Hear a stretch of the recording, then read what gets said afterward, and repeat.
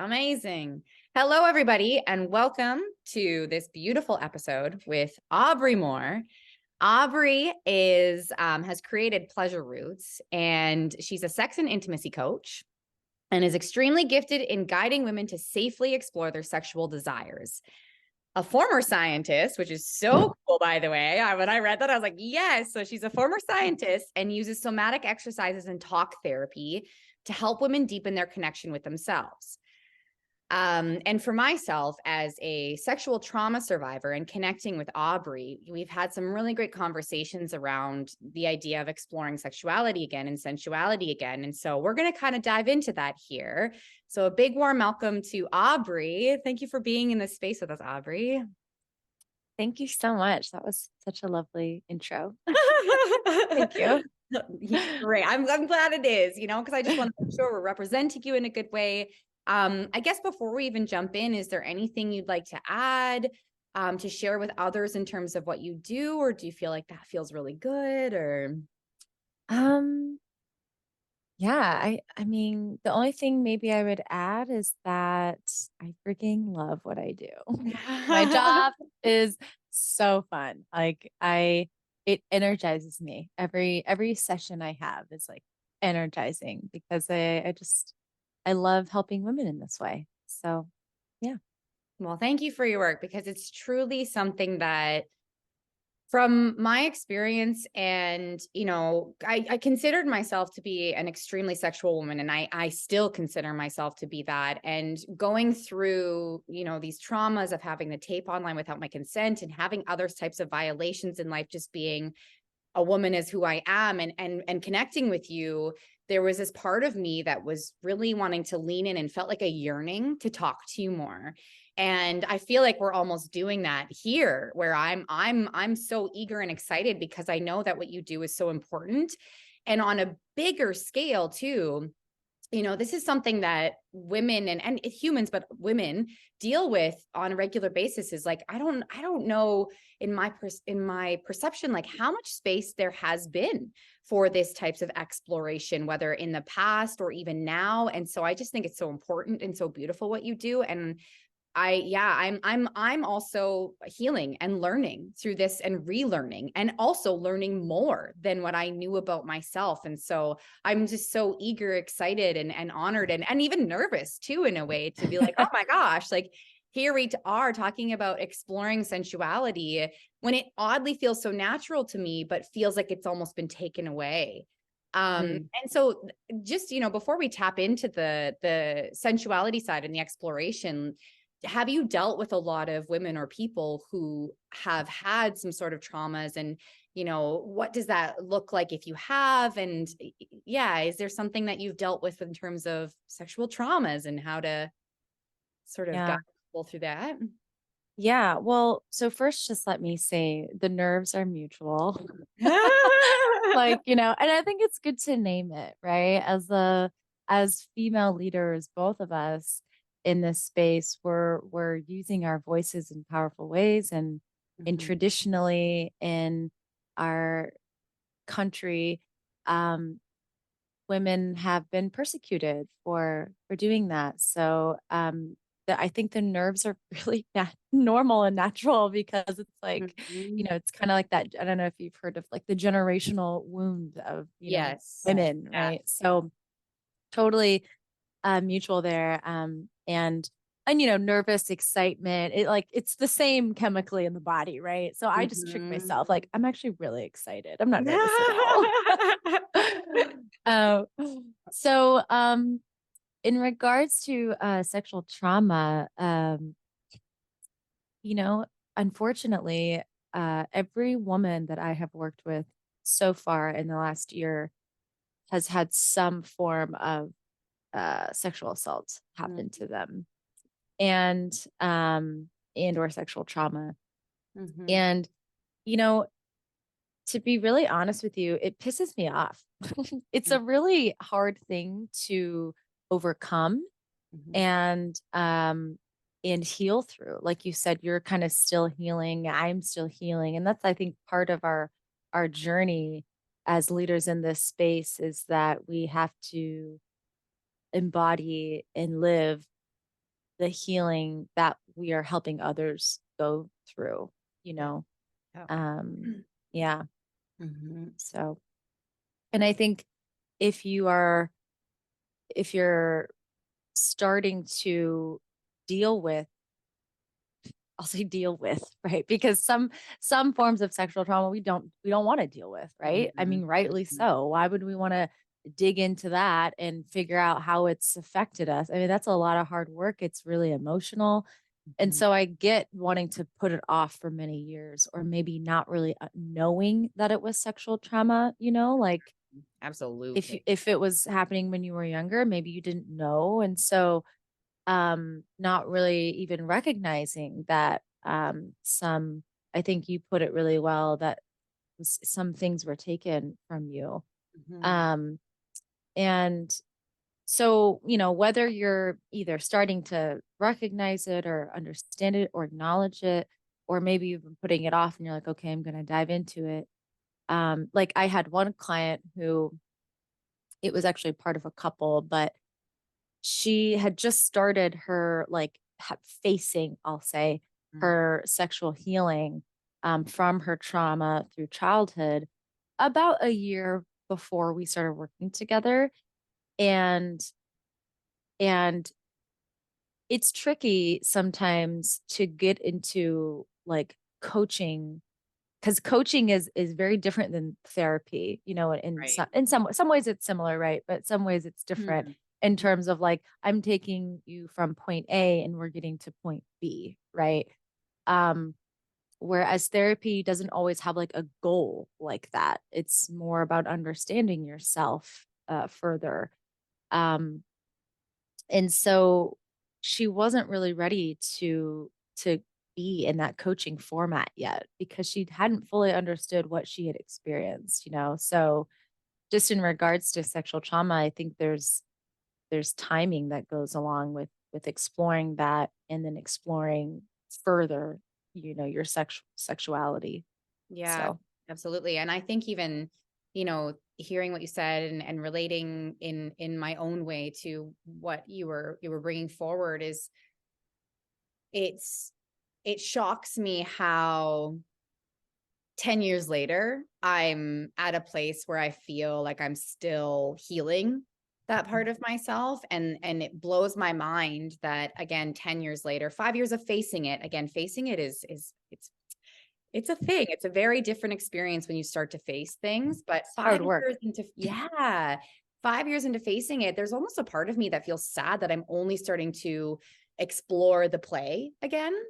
I Mm. there's a sadness and holding space for that, of course, because yeah, that feeling of like someone took that away. I was so playful and I even had to watch the video back as much as I could, the one that was posted online. And I look and I'm like, she was so playful. She was so trusting. Mm. She was so out there and wild and beautiful. And what the heck happened?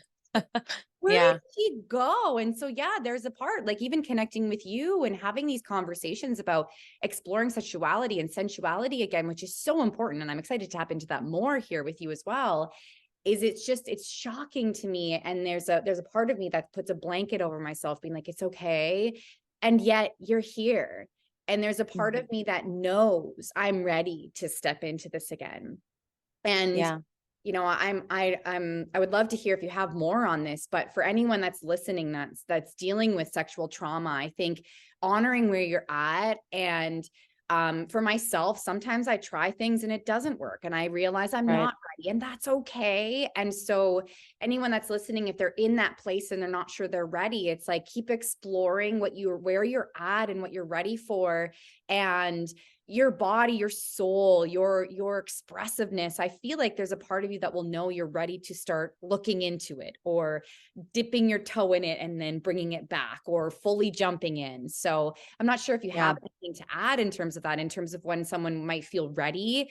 It's their own personal journey, but at the same time, like maybe, yeah, Yeah. there's, Yeah. you know, So I've got a couple things there. So before we go into exploring when you're ready or experimenting when you're ready, you also mentioned like, um, when am I going to be able to, I guess it's kind of related, like tapping into that play, right? Again. And Mhm. I was in a workshop last year, and it was a touch workshop. And so it was put on by Betty Martin, and she's written the book, The Wheel of Consent. It's a beautiful book. It's so Mhm. awesome. So I use a lot of her work in my work, and it's all about putting yourself in like either a receiving state or in a giving state, basically. And there's a few different ways to do that.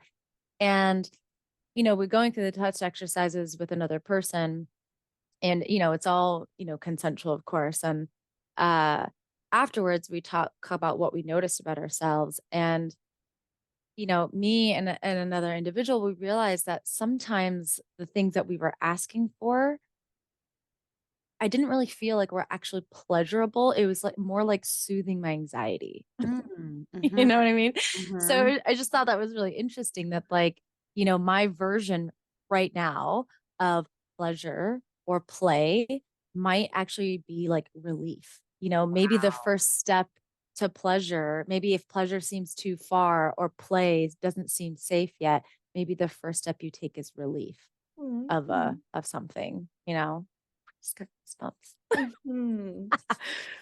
you know? Oh, that's so powerful and so beautiful to hear that too. Even I think the awe came forward because, yeah, sometimes you just need to be held and feel safe again and explore that. Right. And that is Right. a form, really, if you think about it, that is a form of exploring your sensuality, your pleasure, and Yeah.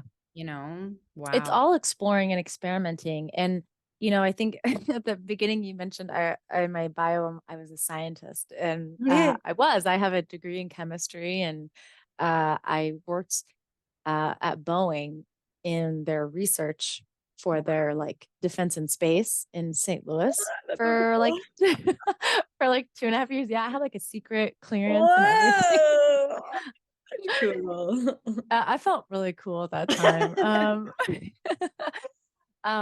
But so a part of like just who I am and what I enjoy is like, using the scientific method, right? And so experimenting with one thing and having a control, experimenting, writing down your observations, and then doing that for a week or however long, and then doing something else. So I do that in my own life all the time. I'll like try something for a month. I write everything down that I do, and then I see how it, fits in my life. Mhm. And so yeah, it's honestly, and that's kind of what sex, intimacy, all that stuff is just like anything else. Like if you're trying out a new diet, right? You're going to change maybe one or two things and try that for a month and see how that fits with your body.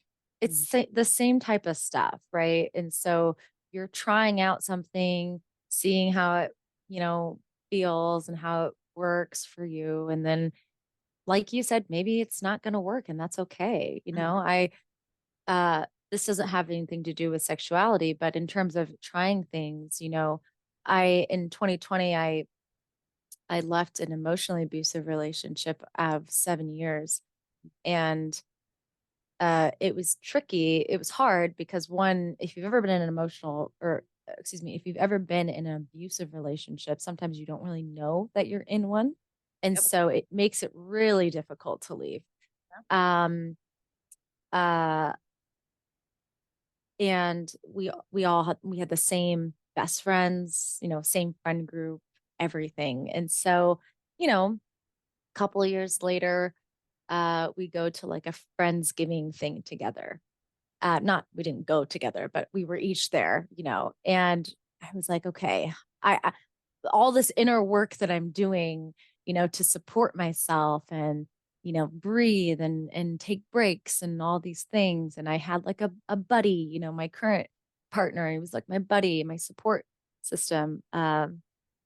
And afterwards, the day after, I was really depressed. I was really anxious, and I had a lot of guilt running through my body for some reason. There were all these feelings that were happening. And when I actually spoke with my coach at the time, we talked about, you know what? Maybe I just weren't really ready for that. And I Mm. wasn't. I just wasn't ready to interact with that person yet. I thought, it's been 2 years. I've been doing all this healing work. You know, I'm ready for it. And I was really prepared, but my body wasn't. Right. and that's okay. Sometimes you're just not ready for stuff. Yeah. And even, thinking about that in terms of either my own journey of stepping in to explore the sensuality and the side of myself that has that play, and sort of passing this along to anyone that's listening too is, just reminding again, as you've been saying, as I've said, that it's okay if you're not ready. And I think holding self in that space of safety and caring and curiosity no matter what. And there's a hope that, the partner or the partners that you're with provide that space for you. And if they don't, just know you have that safety within self, and also to reach out to somebody that can hold you in that space, whether that's a professional, whether that's you, whether that's a friend or something like Right. that. And just to kind of hold self in that space of, okay, actually that didn't feel, I'm not ready for this. And for me, there's, even when I say I'm sad for myself, there's a part of me that goes, well, are you judging yourself? Are you judging yourself for not being ready? And I think absolutely. I think there's Yep. absolutely a part of me that's judging the fact that I'm 5 years in and I still can't, and it's like, okay, fair, valid. I hear you. I'm holding this space for this judgment in a way. And also, you know, it's okay. I'm like trying to work through it right now. I'm literally going like, Yeah. what do I need? Maybe we should take a deep breath. Right? Uh, yeah. So, and I think there's just providing that safety for self, or holding that safety for self, and almost I picture cradling, like holding yourself in Yeah. that space. And I almost even picture for myself right now, like brushing my own hair, being like, it's okay. And of Yeah. course, Oh, it's that's like valid beautiful. to feel these things, and like, it's okay. I've got you. Talk Yeah. inner child Yeah. healing and going Well, with that. You know, you can't be curious if you don't feel safe. Like right, that's kind right, of the basis of right. curiosity is feeling safe. And I think I'm probably going to butcher this, but there's a analogy about kids, like if there's a kid in a playground and it is there's no fence or anything, right? Mhm, And they don't see their parents, they can't see them, and they're probably not going to travel very far. mhm, But if they can see their parents, and they'll go all the way to the edge, mhm, of the playground, because their safety is their parent, right? They know that when my parent is here, I am safe. So when they can't see them in the vision, they won't go as far to mhm. the fence or whatever. So it's the same type of thing. That's amazing. I I don't love know that. if that made sense. No, it made total sense. I was like right there with you. I'm like, yes, I get that. So what I would love to do now is within the understanding of safety and having the advocacy for yourself in a situation, or to take a step back and to hold self. I would love to step into now. We have this safety. Okay. So we're here in this safety. We're excited. I'm wondering, like, where do you begin with somebody who's just entering in with you? Like, hey, I'm here. I'm signing up with you. Like, what do we do? Yeah. What's going on? What do we do? Yeah. Most people, when I'm like, hey, I'm like a sex coach, they're like, what is that? A lot of people, it's a good reaction because I don't really enjoy being like the center of attention or anything, but you do kind of become the most interesting person in the room Yeah, yeah. most of the time. Talking about sex. Um, What? Yeah, yeah. right. So yeah, when a person starts with me, well, the first thing that they do before we have any sessions or anything together is we have a short call, 30 minutes or so I can really get a feel for what it is that they're trying to accomplish. Like, why are they here? Why did they seek me out? Or why did they reach out? And there's a couple of questions that I ask them through that as well, but it's usually follows the format of, okay, let's figure out what you want to get out of this, right? We dream a little bit, and then we figure out, what do you think is in your way? Because you clearly have a vision here, or maybe you don't clearly have a vision, but you have something. So what's really getting in the way of this? Um, for many women, by the way, it's like they just don't know what they want. Right. Totally valid. Yes. And then we just go through, okay, well, here, after hearing this and this, here are some options. It's either me coaching you through this, and here are, our packages, or it's, hey, I don't really think coaching is what you're looking for. This might be what you're looking for, like therapy or counseling or maybe a class or something. Mm. Um, or you have a specialty. Um, I always say Oh, I speciality. make fun of it all the time. I just associate with that I'm here. glad I'm not the only one.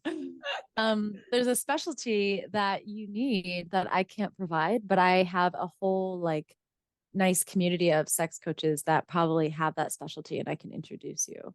So it's usually one of those areas. And if it's with me, then it's great. I give them kind of like I guess you could call it an assessment. It's not really a sexy term, but it's basically Sexy to like me. a fellow nerd. Yeah, yeah. Um, yeah, totally. Um, it's like a 3-page document though, and it's asking them all these questions and about basically their sexual history, because sex is such a layered topic for so many people. I mean, honestly, every single person I've met. And so for me to just jump in, I need some type of background on like what have you experienced? What are your messages around sex? How do you feel about it? Like and things like that. So they usually fill that out. Um, Not usually, they fill that out. And it's also quite reflective. I've gotten feedback from some clients that like, actually that form was really reflective for me. Like it made me think about some things that I really have never thought about. And so yeah, and then we just get going. The first place, I mean, not with all my clients, but a lot of them, first place we start with is self-pleasure Mhm. most of the time. Right. Yeah. Yeah. And it's It's always the self, right. it's Yeah. always the self in some way. And it's either self-pleasure like physically, giving them masturbation homework, Mhm. or self-pleasure in terms of like learning about your own desires, and spending time with yourself in that way. So Right. yeah. Yeah, I Yeah. find that, within my experience and talking about my story, I find a lot of women come to me with a sense of open arms and curiosity in terms of their sexuality or, things they want to explore. And I think it's just such sex and being a woman is something else and still in today's society. And, where do you begin? And understanding self is where you can start to feel that, I don't know, yeah, what do you enjoy? Because where do you begin when you don't understand that the conversations aren't even really there and the safety isn't there, especially if you're growing up in certain types of Right. belief systems or things like that, so like where Yeah. do we begin? So it sounds like that your assessment, puppy, can you hear the dog? Yeah. Puppy, honestly, that doesn't sound very good. Anyways, having that assessment sounds so great and so essential because, yeah, I find that a lot of the times what I say, and I'm no expert, right? I'm no expert, but I listen to them, and I'm the biggest thing I seem to offer is like the sense of voice, right? Using your voice and Yeah. understanding what you like so you can ask someone or tell someone or try something, right? And yeah, if you Right. don't have a partner, you can try that with self first and see if you like it. And so Oh yeah. I always, even if you do have a partner, you always do something, you always try new things by yourself first. It's always a good tip. If you don't get anything else from this from me, that's a great tip. Yeah, if you're thinking, even if it's like, a toy, lingerie, anything, fantasies, you always want to start with yourself first. yeah.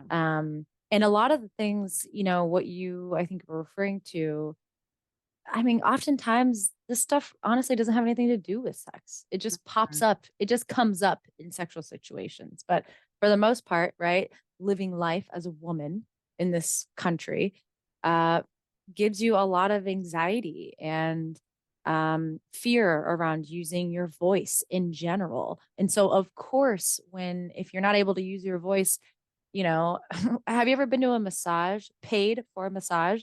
and you didn't tell them to like go lighter or go, harder, Right. right? Like, and we're paying for that. So Right. if we can't even use our voices in that scenario, how much more difficult it's going to be to use it in a sexual scenario with another person who's possibly inside of you. You know Right. what I mean? Yeah.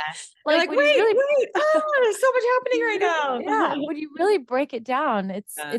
it usually doesn't have a lot to do with sex and what people think of, like, Right. oh, I'm going to teach them new Mm. positions or stuff like True. that. Like Yeah. usually it's about finding your voice, Yeah. Understanding creating and your maintaining your needs. boundaries, understanding your needs Yeah. exactly, Yeah. making time for yourself, prioritizing Right. yourself, right? So it's all that stuff is related, or isn't really related to sex. You could relate that stuff to anything, it just shows up in sexual situations and That's so causes problems. true. Yeah. And like using the voice is again, like I said, that's because I am no specialist, but that's the thing that I tend to see in the conversation was like, oh, yeah, it's really great if you ask for it, or it's really great if you say, hey, I'd like to try this.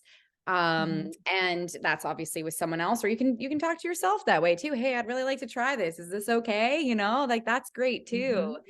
Mhm. And so yeah, I think that's really beautiful that you touched on that. And also understanding the needs outside of sex is also stepping into that in a sexual space as well. And really, when you think about it, it's all, everything is really interrelated, whether it's your healing Yeah. journey or the way you interact with people or the way you're told to interact or be, and it's just a matter of standing in self more and more and understanding self and having that I don't necessarily want to call it self-assurance. That's not really the word I'm going for, but it's that sense of self or that connection to self, which is what, even when we talked about what you do with your work, it's connecting to self and it's connecting to sexual desires and all of these aspects of self. And that is where that, that like, I don't know, all of a sudden now I feel like sensual when I'm talking about Yeah. connection to self. Right. It Kind of want to feels move. sexy Yeah. when you're like, I know myself, or if I don't, I'm going to explore it. So, Right, right. And yeah. that's what, it's funny because just this morning I started a new show called The Masturbation Chronicles, and it's a show in my Facebook group. Oh, that's And on Netflix or y- something, or have I seen it? no, no, Okay. not a show that you Oh, watch. I started oh, my own show. oh, Maybe gotcha. it'll be on Netflix one day. There we No. go. Um and we just explore, the world of self-pleasure really. And so we were talking about learning how to trust yourself, right? And be with self. Mhm. And that's why um I I encourage women or give them masturbation homework, honestly, because when a woman understands that how to give herself an orgasm, like, and that I mean, this is going to sound harsh, but like that she doesn't need anyone else to give Mhm. herself pleasure, Mhm. and that what feels good, right? You're forming this connection with your body, with your vulva and your genitals, which a lot of us don't really have a relationship with, Mhm. to be honest. Mhm. Um, you're forming that, like, I know this, I know myself, I know what I like. And that knowing, right? That's what inner trust is all about, is just knowing Mhm. that what you're doing is for you and correct for you. So that's why I point women to masturbation quite a bit. And why I do it as well often is because it helps me build trust with myself, I mean, I'm sure you can relate to this, being in an abusive or having been in an abusive relationship. Your trust kind of goes out the window when you get Mhm. out of those because you're like, oh, I was gonna like marry this person. Yep. What? Yeah. Like, can I trust anybody now? Like, maybe I don't know what a good partner is, or, maybe I don't know what I really like anymore, and so like a lot of that self-trust kind of like just dissolves really quickly and you have to build it back up. And so that's one of the ways that, you do that. That's so interesting that you say that, thinking back and thinking of the abusive relationship and also the violation with the sex tape is, yeah, it just really makes you question like did I enter into a situation that wasn't right for me? And it just makes you question yourself. And so building Right. that self-trust again to be like, you know, you're human, like love you, you know, you entered in as best as you were in that moment. And that's great. That's enough. And moving forward, we have that information.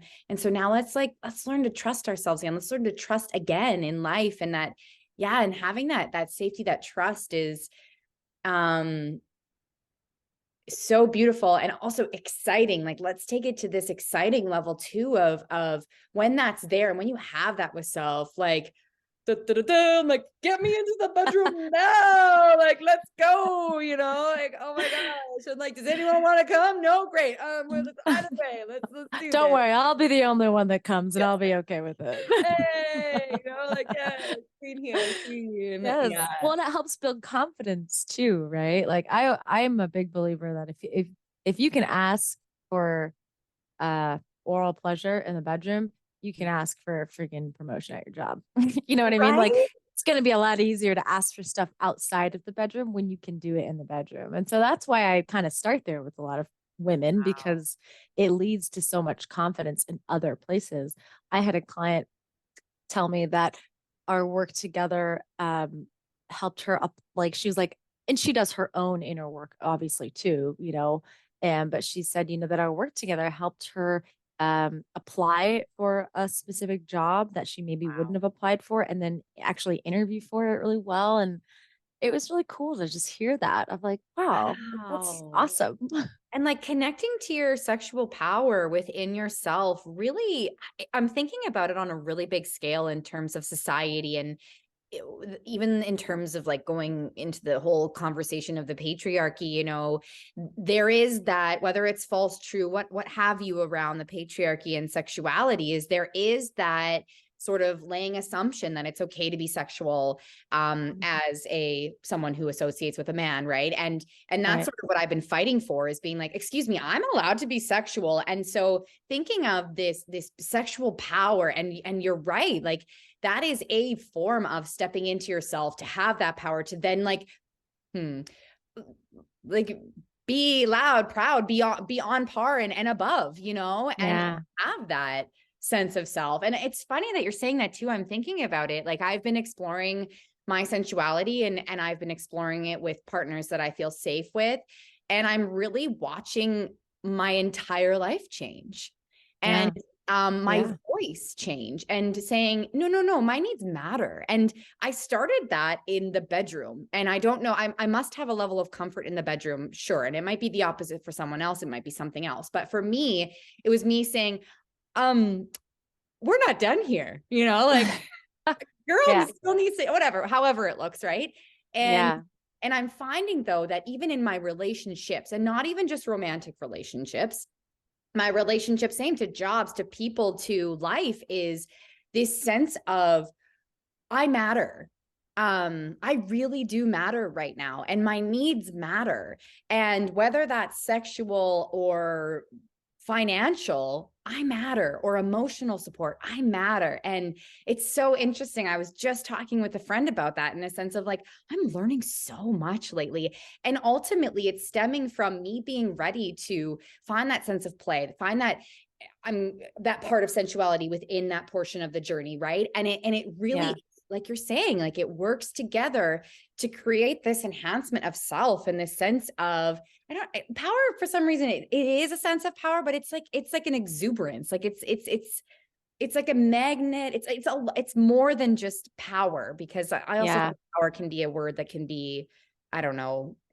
Can have some connotations, right? People don't Right, always right. like it. But at Yeah. the same Yeah. time, yes, like it's this shine, it's this brightness of being like, I'm here, I matter. Like that's all I keep saying. Yes. Yes. And it's beautifully said, to be honest with you. I was just kind of nodding my head. I have a question for you, but I'm looking for a quote that's one of my favorite quotes. I'm looking through a book right now for those of you who aren't watching. It's called Sex for One, Mm. and it's a book written by Betty Dodson. She's one of my favorite like people in, I mean, she was a feminist. She's no longer living now, but uh she basically kind of brought the clitoris back into society, the importance of the clitoris, and it frames it as the females, or female bodied persons, um primary sex organ, Mm, as opposed to like their vagina or vaginal opening, right? Which right. is kind of what we all learned. I mean, I learned anyway that like that was my role in the bedroom. My role was to have penetrative sex, to have Mm, something enter me, mm, like no matter what. And it's funny, I just talked about this morning in my pilot episode, but mm. and also that my role was to make sure that my partner, which was typically a male partner, uh like make sure that they were orgasming even if I Right. didn't. Right. And Yeah. that was also, I think, stemmed from my belief at that time, because whatever we believe, follows in behaviors and actions. So I'm curious for you, if you want to share, you don't have Yeah. Oh my to. gosh. Yeah. Let's do it. Yeah. Because you mentioned there's some new things that you're playing around with or exploring. So would you like to share one of them? I would be Love that. so interested.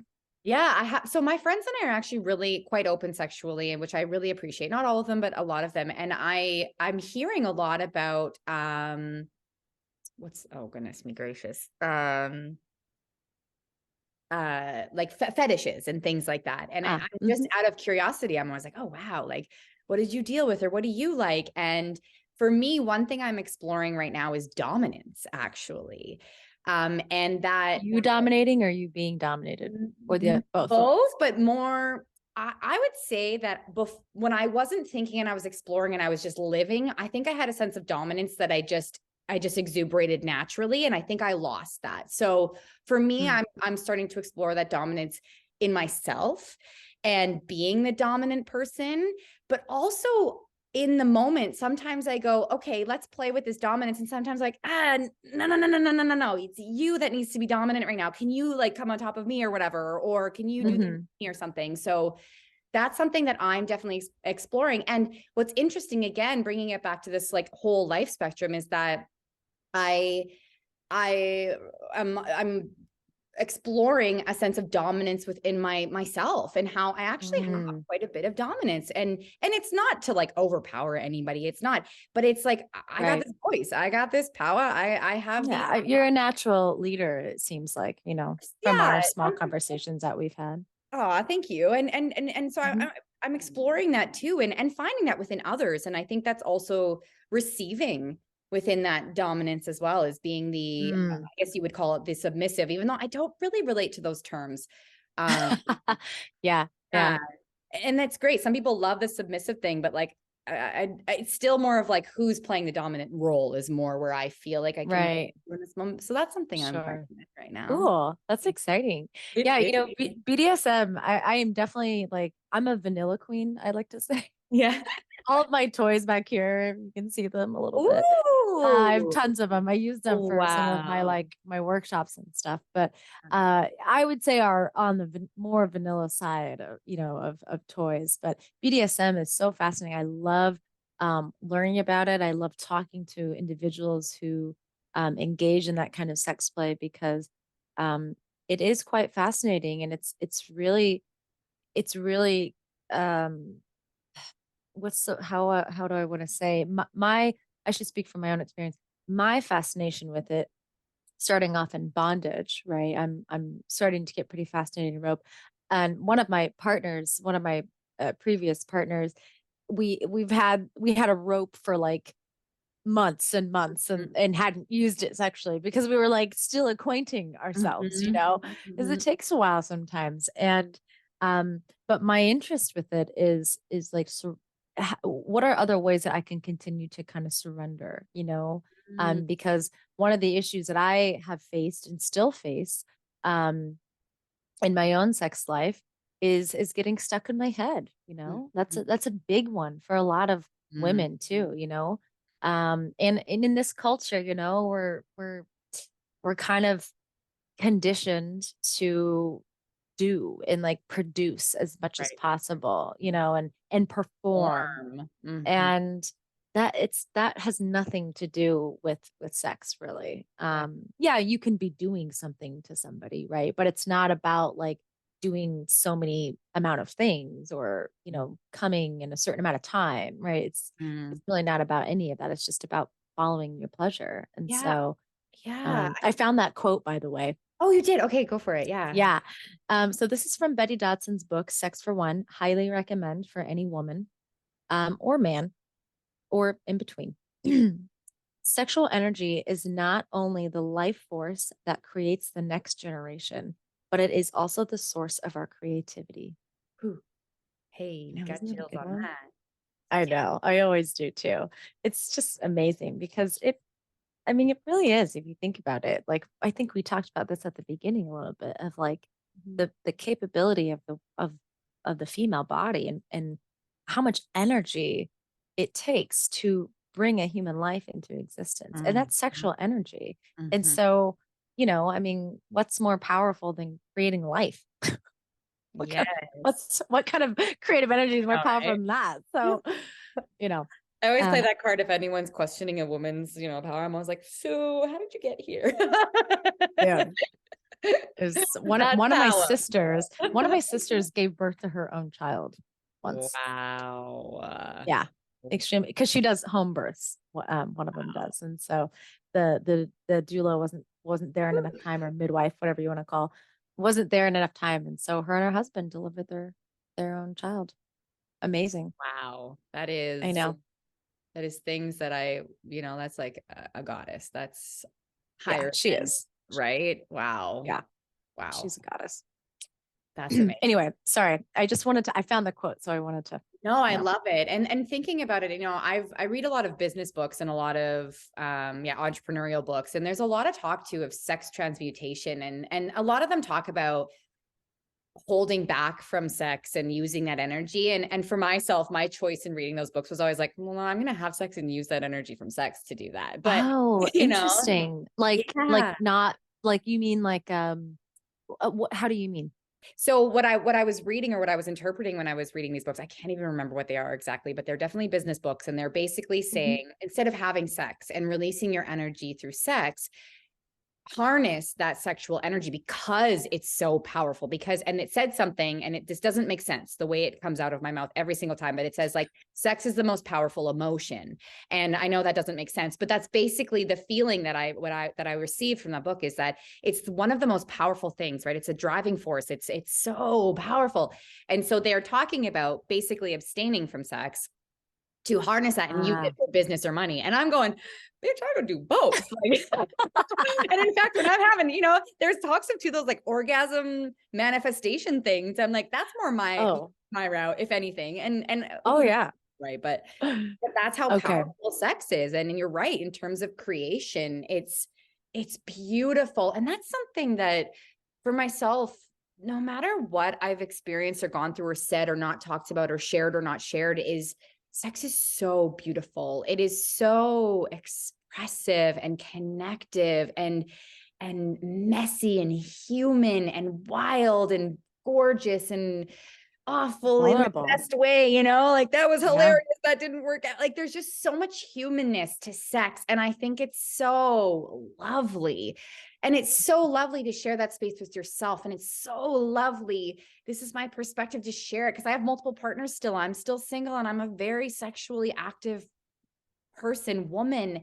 And to share that consensually and like in that way with someone is so special. I honor it Well, yeah, so it's a much. very vulnerable experience too, Mhm. I mean, um, sometimes when I've talked to male clients, they haven't been clients, but like during consultations, Mhm. um, and, I do remember one client that I had actually who it was tricky because most of the time I don't have an issue with, you know, passing judgment, right? That's my job. Like I'm not here to judge you. I'm not here to tell you what you're doing is wrong or bad or anything. Mhm. But I had one male client who was really upset that um, his partner wouldn't let him penetrate.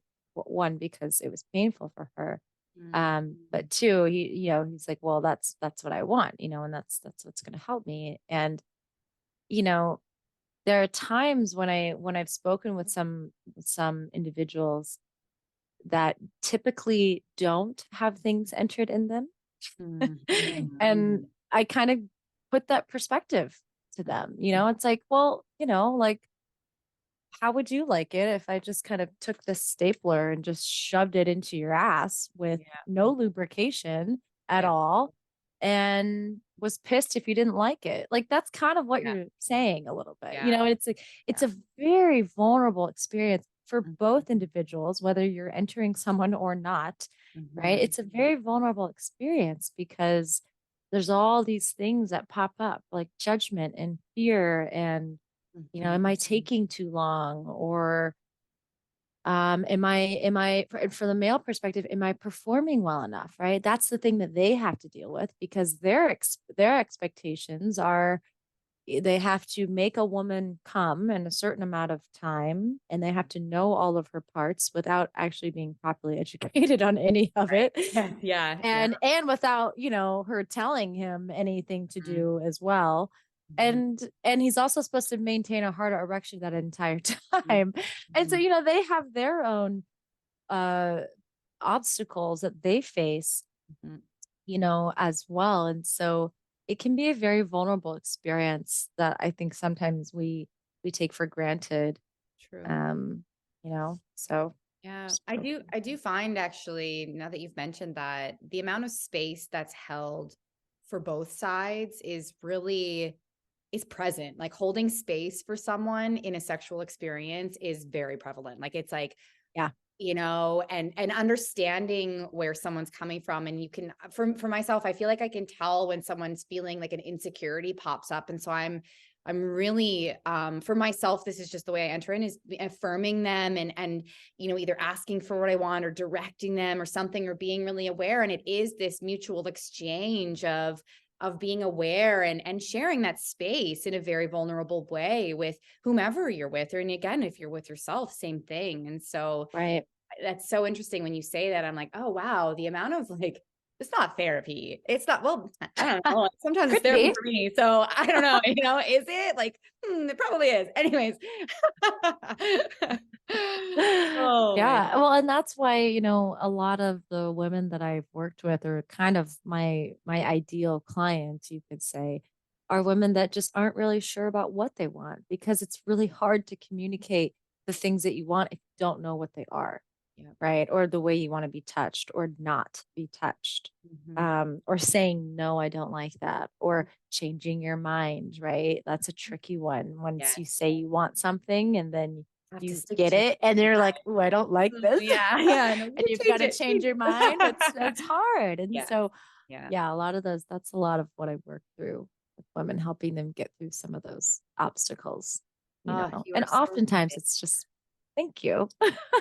Thank you so much. I, I think that my work is an extension of myself, because these are all things that I have experienced and that I went through in my own life. And um, it limited me in many ways and bled over into other areas of my life that uh, I shouldn't say it limited me. I should say I limited myself, right? Mhm. And so, because most of the time we're in our own way a lot of the time anyway. Yeah. Yeah. So yeah, it's very close to my heart. Hmm. No, I think it's so beautiful. And I've been looking forward to speaking with you. And it's just so nice to share this space. And it's also nice, if there's any women that feel this way. I talk about this. I'm working on a project and there's a lot of talk of how a lot of women are going to be so excited to be seen in this light as well. And so it's nice from myself on a very personal level to feel that there's also space for me to talk safely about how sexuality is amazing and how I can't even describe this feeling of like, I feel almost, I feel a safety in the expression that I have around sex with you. And so like, thank you. And I'm really grateful for this voice to be here for other women too, to know that it's okay to go there. And also if you are like that and like, Yeah. you know, like, Right. Like get I'm it horny all up. the time. It's fine. It's great. So How I do really you? appreciate you very much. And I'm thinking of all the conversations that people have come to me with. So if you have anything, please go to Aubrey, because I'm sitting here going, yep, could have sent them to her. Yep, could have sent them to Aubrey. Yep, Aubrey. Oh, okay. So like go to Aubrey. Oh, I thank you um, so much. Thank you. That was very nice to receive. uh, So thank you. um, and on that note though, on that note, is there anything in one sentence, that you would like to leave with the listeners here, in terms of the conversation we had, or their sense of safety or sexuality expression or something? Is there one thing? What is one thing you would like to leave with the audience today? Hmm. Well, I think because we've been talking a lot about, finding our own voices as women, right? And we've been centering that around sex, but just in general, I think I'd like to leave your audience with that you are the expert of your own body, Hmm. whether you believe that or not, or whether that's um, come into maybe reality for you or not, right? Because we operate from like our neck up in this Mhm. society. So we're kind of Mhm. cut off, we're severed from Yeah, a lot of us. So it takes work to reconnect with the body, but you definitely are the expert of your own body. I got chills on that. Yes. Yay. That's so great. Well, Aubrey, thank you so much, truly, for being in this space. And I will link everything for the listeners to look into your amazingness and sign up with you. And I just hope you have a beautiful day. Yeah, thank you so much. This was so lovely to chat with you. So thank you.